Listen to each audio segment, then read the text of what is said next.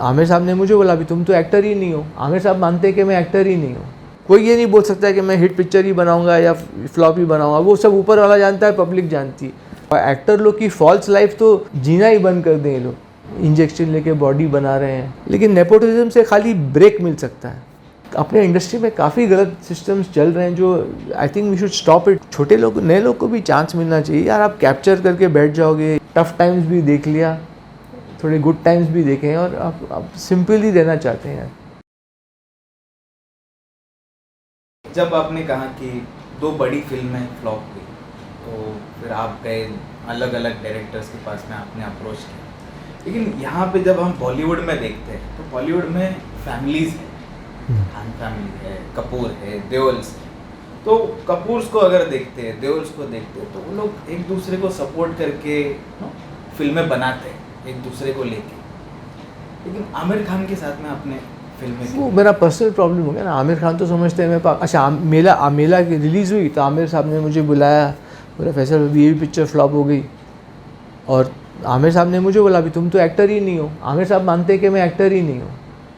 तो जब वो खुद ही प्रोड्यूसर हैं, डायरेक्टर हैं अपने कंपनी के, जब वो मानते हैं कि मैं एक्टर ही नहीं हूँ, तो वो कैसे मुझे लेंगे? तो उनकी नज़र में मैं एक्टर ही नहीं हूँ, तो वो उनका ओपिनियन है। अब वो उनका फैसला है, वो उनका ओपिनियन है, उनका मानना है ये। तो उनके साथ उन्होंने मुझे लिया ही नहीं, क्योंकि उनका ओपिनियन है कि मैं एक्टिंग ही नहीं कर पाता, मुझे लाइन कुछ और सुननी चाहिए, कुछ और सोचो। उन्होंने बोला अभी कुछ और काम सोचो मेला के परफॉर्मेंस के बाद। तो अब ये उनका मानना है, ये उनका सोचना है। तो अब मैं और आगे क्या कहूँ। हम देखते हैं जब एक बड़े स्टार की फिल्म रिलीज होती है तो छोटी फिल्मों को स्क्रीन्स कम मिलती है। मोनोपोली, ये सब सिस्टम टूटना चाहिए इंडस्ट्री में। जहाँ भी ये सब सिस्टम्स होंगे और फिर मोनोपोली होगी, फिर बड़े स्टार भी फ्लॉप ही देंगे। तो मोनोपोली, ये सब गलत सिस्टम्स हैं। अपने इंडस्ट्री में काफ़ी गलत सिस्टम्स चल रहे हैं जो I think we should stop it, put end to all. एक लिमिटेड दो यार, बड़े बजट को भी बोलो कि चलो यार तुमको एक 2000 में देंगे, जैसे, ताकि छोटे लोग, नए लोग को भी चांस मिलना चाहिए यार। आप कैप्चर करके बैठ जाओगे, ये करोगे, कुछ होता नहीं है। लॉन्ग रन में सब जिसको निकलना है वो निकल ही जाएगा यार। और फिर बाद में अगर नहीं निकलोगे तो तुमको धक्के मार के निकाल जाएगी ऑडियंस। ये भी होता है। जब बड़े बड़े स्टार्स आप देखो, पहले नाम नहीं लेना चाहते, बहुत बड़े स्टार्स भी हुए हैं पहले, जब वो नहीं मान रहे थे कि वो लोग बोल रहे थे कि नहीं हम अभी तक नाच गाना करेंगे, तो ऑडियंस बोलती है फिर थू करेगी, फिर धक्के मार के निकालेगी। फिर वो भी एक दौर देखना पड़ता है एक्टर लोग को। सब अपना जो भी कमाया होता है, नाम वाम, सब मिट्टी में मिल जाता है, क्योंकि एक्टर लोग समझ ही नहीं पाते कि नहीं यार अब ख़त्म हो गया है वक्त। हर चीज़ का एक टाइम होता है, एक अंत होता है, एक चढ़ाव होता है। चढ़ता सूरज धीरे धीरे ढलता है, ढल जाएगा। तो लाइन बहुत कॉम्प्लेक्स है और सब चीज़ आपको स्टडी करनी पड़ेगी, नाप तोल करना पड़ेगा, और अपने आप को भी फेयर होना पड़ेगा। आप भी जानिए कि आप कितने पानी में हैं, ये भी एक अंदाज़ा लगाना पड़ता है। ज़्यादा समझो मत, ज़्यादा उड़ो मत। अपने आप को भी बार बार अपने आप को भी नाप तोलो कि कहाँ खड़े हैं, कितने पानी में हैं। तभी आप रियलिटी को फेस कर पाएंगे, और रियलिटी से ही आप काम कर पाएंगे और लोगों से जुड़ेंगे। आजकल तो एक्सपोजर हो गया है वर्ल्ड सिनेमा को, OTT में देखिए कितना कंपटीशन बढ़ गया है। तो आजकल तो लोग 1 सेकंड में आउट कर देंगे। और इसलिए फॉल्स, ये एक्टर लोग की फॉल्स लाइफ तो जीना ही बंद कर दें ये लोग। ये तो मैं सजेस्ट करूँगा बॉलीवुड के एक्टर्स को। यहाँ बोलते हैं ना कि हमने क्या बोलते हैं, ये लुक और वो लुक, और आज हम जिम से निकले और ये सब इंजेक्शन मार के बॉडी, एयरपोर्ट लुक और इंजेक्शन मार, सब वो लोग ही बोलते हैं कि हम लोग आ रहे हैं एयरपोर्ट पे, भाई मीडिया आ जाना। उनका सब टाइप होता है मीडिया से। ये सब चीज़ें काम नहीं करती। हर आदमी का एयरपोर्ट लुक, वो ऐसा करे, वो कुत्ते घुमा रहे हैं, और ये सब क्या है। अपना काम करो। इंजेक्शन लेके बॉडी बना रहे हैं, कोई भी उम्र में बॉडी बन जाती है। ये सब बॉडी बनाना, ये सब इंजेक्शन लेते हैं सभी लोग। तो ये सब false life should connect with the audience. I feel be a common man. आपका एक शॉर्ट वीडियो देखा था, आप रास्ते पे खड़े रह के वड़ा पाव खा रहे थे। मुझे वड़ा पाव पसंद है, मैं उडुपी जॉइंट से भी जाता हूँ, मैं एक आम आदमी जीना चाहता हूँ, ताकि मैं एज अ राइटर भी मुझे एक्सपीरियंस करना पड़ेगा लाइफ। अगर मैं राइटर हूँ तो मुझे जुड़ के रहना पड़ेगा ज़मीन के साथ और अलग अलग सब रंग रूप देखने पड़ेंगे। अगर मैं अच्छा हूँ तो मुझे बुरा, अगर मैं बुरा कैरेक्टर लिख रहा हूँ जो नेगेटिव है, विलन है, तो मुझे नेगेटिव का भी मालूम पड़ना पड़ेगा, पॉजिटिव भी मालूम करना पड़ेगा। अच्छा भी, ऊपर भी, गरीबी भी, रिच भी, नीचे, हर चीज़, हर कैरेक्टर होता है कहानी में। तो I have to live life with जुड़ोइंग with reality and then I will be a true artist.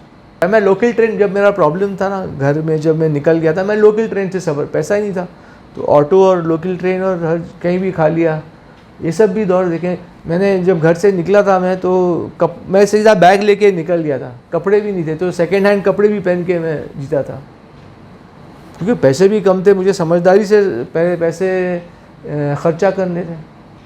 तो सेकेंड हैंड कपड़े भी पहन के, तो मैं तो रिलैक्स आदमी हूँ, सब देख लिया है, टफ़ टाइम्स भी देख लिया, थोड़े गुड टाइम्स भी देखे हैं, और आप सिंपल ही रहना चाहते हैं यार। आप बोलते हैं जब पैसे कम थे तो वो बिलीव नहीं होता है, अरे पब्लिक बिलीव क्योंकि मेरी पिक्चर आमिर खान अलग है भाई, आमिर खान हिट पिक्चरें दे चुका है, वो कमाता है 30-30 करोड़ चार्ज करता है पिक्चर के। मेरी कौन सी पिक्चर चली है जो मैं किसी को, प्रोड्यूसर को बोलूँ भी कि यार मुझे इतना दे दो, मैं कैसे बोल सकता हूँ? तो मेरी मार्केट क्या है, कौन मुझे देगा? वो लोग बोलेंगे तो बेवकूफ़ी की बातें कर रहा है।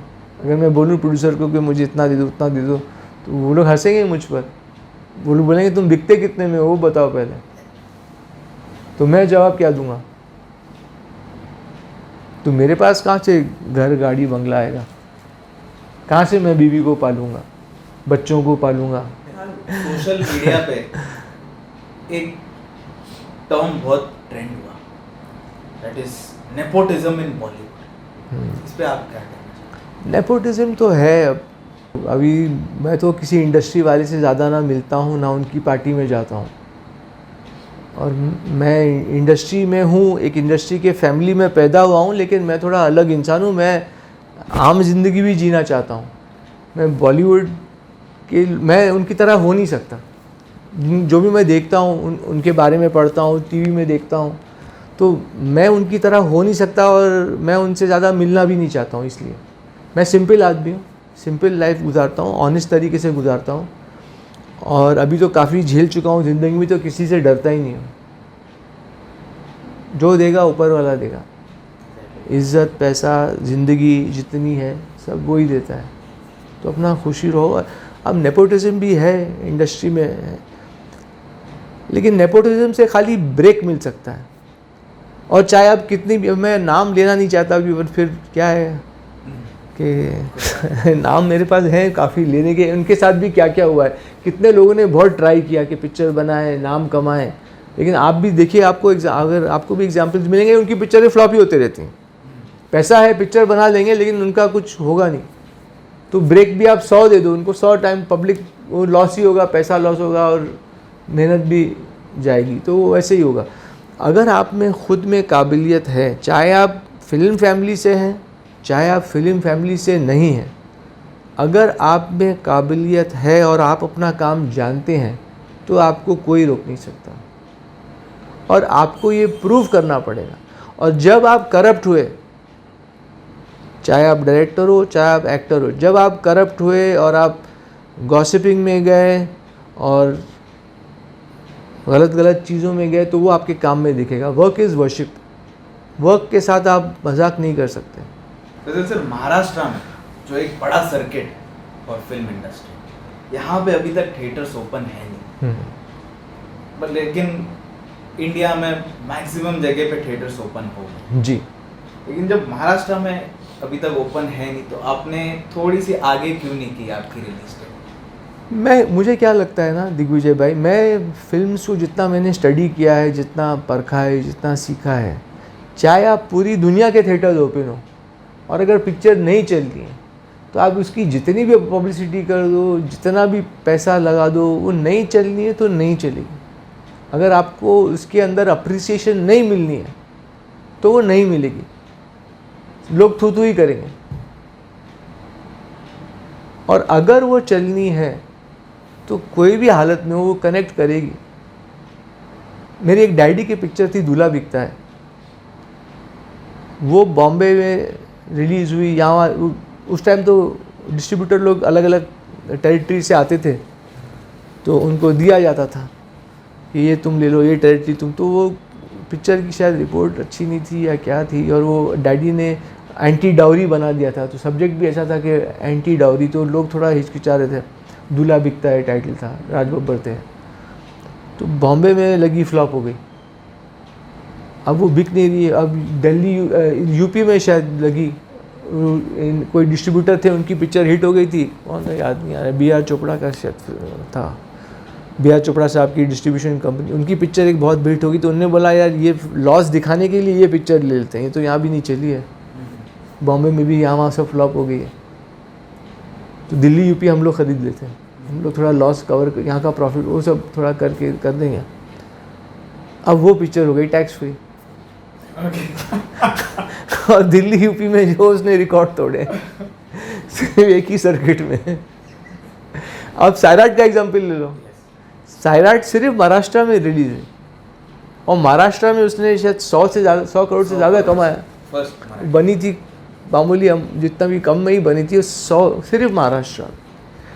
अब करण जौहर ने उसको बोला मैं धड़क धनक क्या धड़क बनाता हूँ। अब उसको उन्होंने ख़र्चा भी किया ज़्यादा, और पूरी वर्ल्ड में लगाई, और वो शायद थोड़ा क्या कमाया उसने, फ्लॉप हो गई या चली या थोड़ा कमाया, तो जो भी। तो लेकिन सोचो यही होता है, एक पिक्चर अगर चलनी होती है तो ये महाराष्ट्र में ही चल जाएगी, या कोई भी चल जाएगी जगह, अगर उसकी किस्मत होती है। आपने ये तो ये स्टडी करता हूँ मैं मार्केट, तो मैं वो सब में बिलीव नहीं करता कि यार महाराष्ट्र में ही चलेगी, और जहाँ चलना है चल जाएगी, जितना चलना है चल जाएगी, जितना पसंद आना है पसंद जाएगी, जितना बुरा लगना है बुरा लग जाएगी। वो आपके पिक्चर का आपका नसीब है। वो जो चीज़ है वो कोई जान नहीं पाया है। कोई ये नहीं बोल सकता है कि मैं हिट पिक्चर ही बनाऊंगा या फ्लॉप ही बनाऊंगा, वो सब ऊपर वाला जानता है, पब्लिक जानती है। अब वो पब्लिक के ही दिल में होता है कि मैं ये जाके देखूं या ना देखूं, या वो अलग ही चाम है, वो ऊपर वाला ही जानता है। सर आजकल जो रीमेक्स बन रहे हैं, रीमेक्स, हाँ, बॉलीवुड में हम देखते हैं तो रीजनल रीमेक साउथ की उठा के बना ली, कोरिया की बना ली, हॉलीवुड की बना ली, उस पर क्या कहना है आप? देखिए रीमेक्स, मैं सोचता हूँ कि अगर आदमी, मैं ख़िलाफ़ नहीं हूँ रीमेक्स के, क्योंकि मैं भी कुछ फिल्म से इंस्पायर हुआ हूँ, नॉट इन दिस फिल्म, लेकिन जैसे एक Gods Must Be Crazy film मुझे बहुत पसंद आती है। जब भी मैं देखता हूँ मैं हंस के पागल हो जाता हूँ। तो मुझे लगता है यार उसका अगर इंडियन वर्जन बनाया जाए तो कितना मज़ा आएगा। तो ऐसा एक उसके ऊपर भी मैंने काम किया है। तो रीमेक्स, लेकिन उसको इंडियनाइज करना चाहिए, मतलब उसकी कहानी उठा के कुछ चलिए कैरेक्टर उठा के, लेकिन कुछ सीन्स आप इंडियनाइज भी करके उसको पेश करिए तो मज़ा आता है। और क्रिएटिव आदमी को जहाँ तक हो सके एक नया कुछ अपना पेश करना चाहिए, तब वो तो रीमेक्स बना रहा है तो उसमें उसी दायरे में फंस जाता है कि वो बना चुके, वो हिट हो चुकी है, वही बना दो, साउथ में हिट हो चुकी है यहाँ बना दो। लेकिन अगर आप क्रिएटिव हैं तो आप कुछ क्रिएट करिए ना। अगर आप अपने आप को क्रिएटिव मानते हैं तो आप कुछ क्रिएट करिए, उसमें मज़ा है। नए नए पहलू निकालिए, नए नए रिलेशनशिप्स के अलग अलग जो होते हैं इमोशंस वो निकालिए, तो उसमें मज़ा है।